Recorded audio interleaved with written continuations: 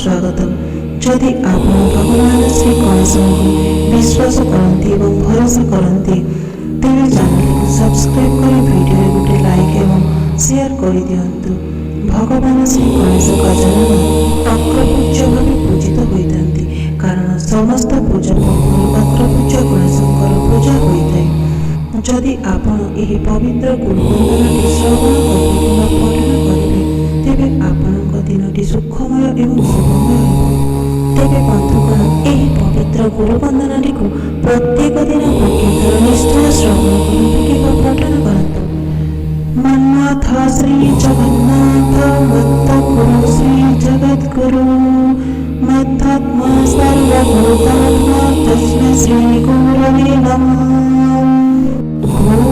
ब्रह्मानन्दं परं सुखदं केवलज्ञानमूर्तिं ब्रह्मतीतं गगनसदृशं तत्त्वसमस्यालक्ष्यम् एकनित्यं विमलजलं सर्वधी साक्षिभूतं भवातीतं त्रिगुणरहितं सद्गुरुं तं नमामि च।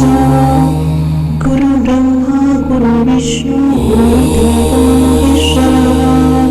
गुरु साक्षात् परं ब्रह्म तस्मै श्री गुरवे नमः।